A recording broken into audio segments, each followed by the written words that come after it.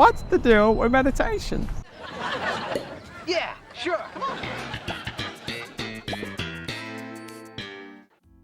Now, meditation to a lot of people is that activity where you have your eyes closed and you're trying not to fall asleep. Simple fact of the matter is, I don't think that stereotype is going to change for a lot of people. But sorry to disappoint you on that, but I think meditation goes a lot deeper than what people initially expect. A lot of people assume meditation is for spiritual gurus and hippies, but it's actually something that is a very practical tool for your everyday life. But let's get started. What's the deal with meditation? Why should you start? Well, it removes something that I like to call brain fog. What I do for work, I inspect properties all over London, but sometimes I'm in an office submitting reports, doing expenses, doing basically the boring admin stuff that no one likes to do.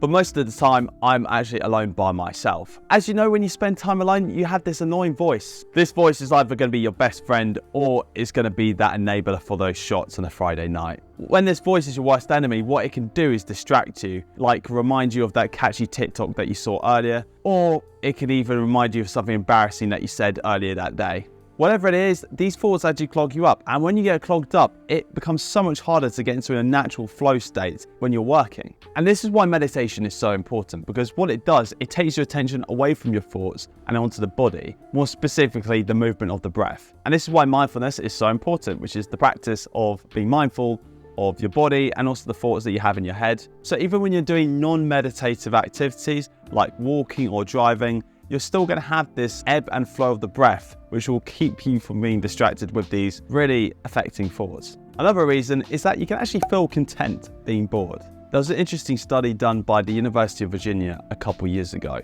and they had participants sit alone in a room for 15 minutes. And the only thing that they were optionally able to do was give themselves an electric shock. And it was found that around 67% of male participants would give themselves an electric shock, and it was around 25% for female participants. And I think more importantly, what this study indicates is that we're actually scared of our own thoughts. And I think the reason for this is because we haven't found a system to try and control them. Like, even if you've got something to do, like peeling potatoes or doing laundry, it keeps your brain occupied. And the problem shown in the case of this study is that when we're by ourselves, we actually suffer the most because we don't actually control the things that are going to our head most of the time.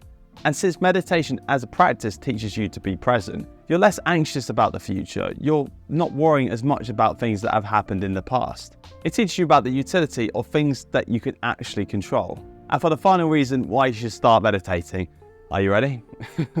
It teaches you to slow down. As I've gotten older, I found that I'm able to do my best work when I actually feel mentally rested. The thing is, I don't want to jump out of bed when I've just had a week that's been full of obligations and deadlines, and I'm just feeling absolutely spent. Like my brain is completely fried, there's no energy left.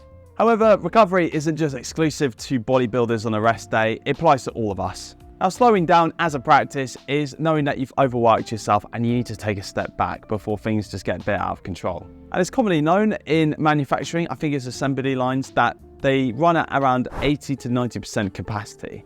And also this means they can step up the output in production to meet demand without there being any issues or breakages. The thing is, we all have time for meditation, we just pretend that we don't. And it's usually because of the fact that we lose time in very silly areas. Like first thing in the morning, what are you going to do? Go on your phone and then scroll for 30 minutes and then be like, oh wow, I just don't have any time, I'm too busy. It's like, no, you're not. You're just spending your time a little bit badly. The thing is, we all have thoughts, but with meditative practices, it makes us realize that we don't actually have to listen to them.